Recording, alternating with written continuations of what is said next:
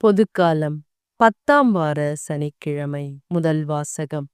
பாவம் அறியாத கிறிஸ்துவை பாவநிலை ஏற்க செய்தார். திருத்தூதர் பவுல் கொரிந்தியருக்கு எழுதிய 2ஆம் திருமுகத்திலிருந்து வாசகம். அதிகாரம் 5 இறை வார்த்தைகள் 14 21 முடிய. சகோதர சகோதரிகளே, கிறிஸ்துவின் பேரன்பே எங்களை ஆட்கொள்கின்றது.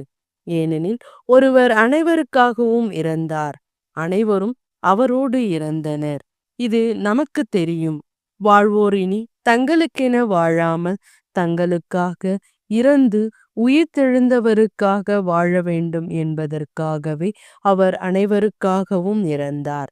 ஆகவே இனிமேல் நாங்கள் எவரையும் மனித முறைப்படி மதிப்பிடுவது இல்லை. முன்பு நாங்கள் கிறிஸ்துவையும் மனித முறைப்படிதான் மதிப்பிட்டோம்.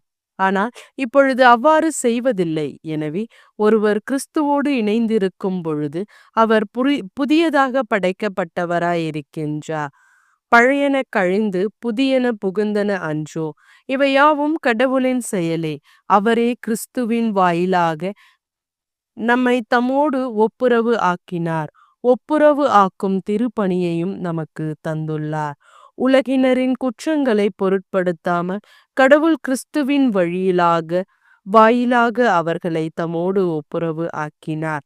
அந்த ஒப்புரவு செய்தியை எங்களிடம் ஒப்படைத்தார். எனவே நாங்கள் கிறிஸ்துவின் தூதுவர்களாய் இருக்கிறோம்.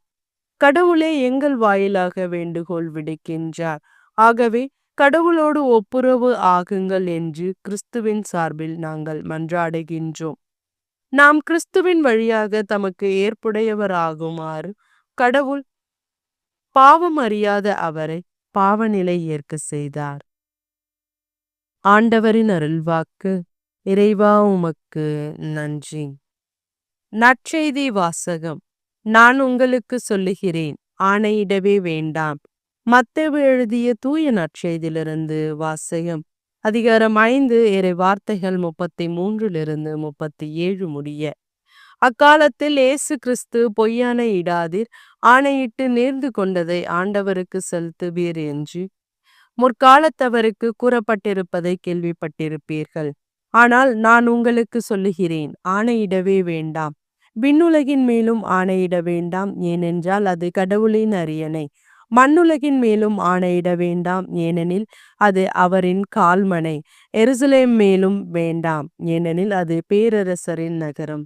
உங்கள் தலைமுடியின் மேலும் ஆணையிட வேண்டாம், ஏனெனில் உங்கள் தலைமுடி ஒன்றையேனும் வெள்ளையாக்கவோ கருப்பாக்கவோ உங்களால் இயலாது.